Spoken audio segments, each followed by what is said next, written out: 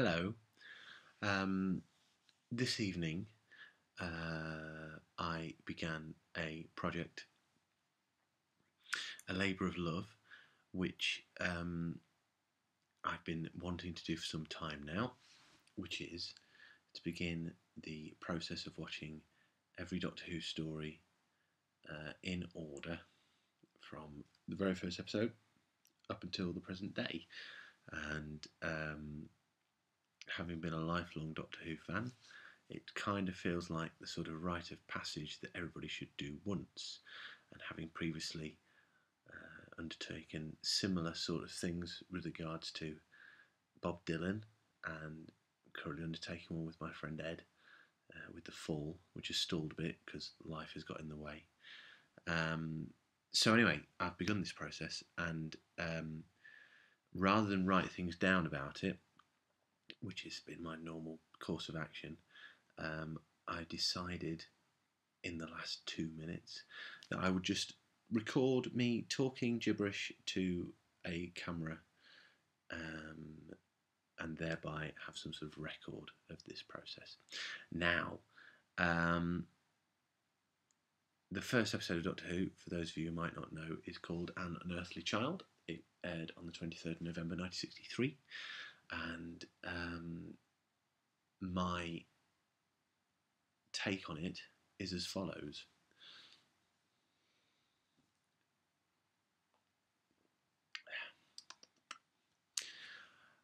It's bloody good. It's really, really good. It manages to create a whole enigma within 25 minutes. It feels like something like Lost. When one first started watching Lost, it had so many questions to be answered, so much difference to the real world. So it immediately set you on a different footing and sidewinded you. And that's exactly what An Unearthly Child feels like, but better, because it's Doctor Who, obviously. So much has been written and said about An Unearthly Child over the years, and it's lauded as being so important and vital and essential. And for something that is essentially as ephemeral as Doctor Who, it really, really is. Of course, it's the first episode. What else are you going to say about it? But what you can say about it is that it's an incredibly classy piece of television. It manages to draw in 4 characters who are reasonably well put together, or at least enough of them exists for you to be able to start to consider, for you to be intrigued by them, for you to want to know more and to learn about these people. It is shot beautifully. It has a real evocative. There's only 3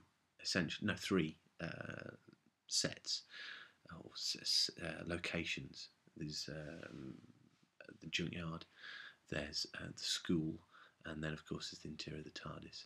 And the TARDIS is established straight away as being the key, the crux of the whole thing. The first thing you see is a policeman in a very foggy street, and then the camera moves away from the policeman, and the door of a junkyard opens up, of which more in a moment. And after wandering around this melee of stuff and nonsense, it settles on a police box, which of course today we know to be the TARDIS. And there we go. But of course in '63 it was a police box, and it's making a strange noise. Then we get the school. We get Ian and Barbara, who are teachers and are talking about their pupil Susan, who is peculiar, unearthly, some may say. And they decide, in a fit of madness, behaviour that would these days be sanctioned and probably not on the telly, to be honest, to follow a pupil to where her alleged home is, which is the junkyard, and to investigate her. we then meet the Doctor, who I'm not even entirely sure we know him to be called the Doctor in that episode. We just get him called Grandfather. And he is a git. He is a rotten, old, cantankerous git. He's evasive and difficult and a bit nasty and cruel and I don't know, not very pleasant really. And then we get the TARDIS, and as I say, the TARDIS is everything you don't expect out of this normal world. I mean, the school is normal, junkyard's a bit creepy, but the TARDIS, suddenly everything is white and as futuristic as you can imagine. 1963. It still feels very artificial.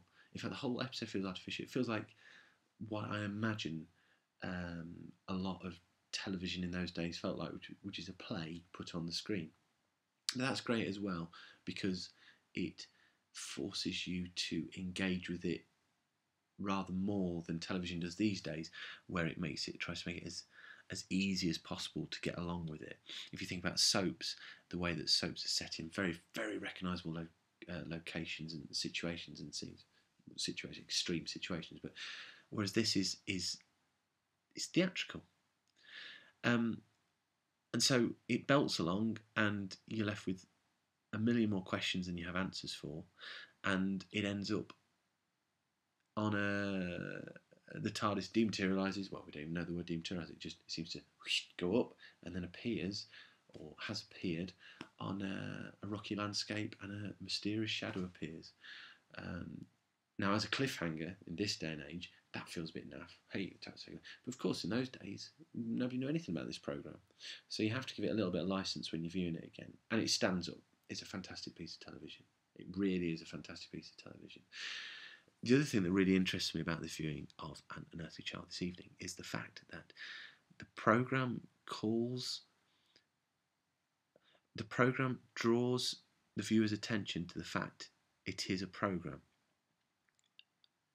And it does this in a number of ways. Or let's say it is a story, or it is a work of fiction. Sounds a bit over the top. To the artificiality of it, perhaps. There's the fact that it feels very theatrical. I think that's a given. But you also have the first camera shot where it moves off the policeman. The door to the junkyard opens. Now, in a shot like that, what you'd normally anticipate is the camera is playing the role of a character. But there's no character there. If there was a character there, the policeman would have mentioned it. The camera's been in his face.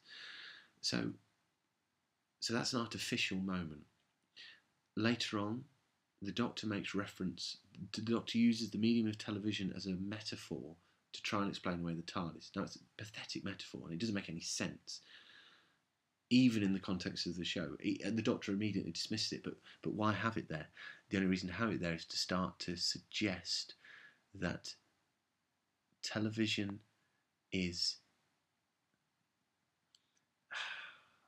I'm not sure to say important or ephemeral, but it just calls it into question, and you are aware of where you're at. Maybe this is a different response to having in 1963.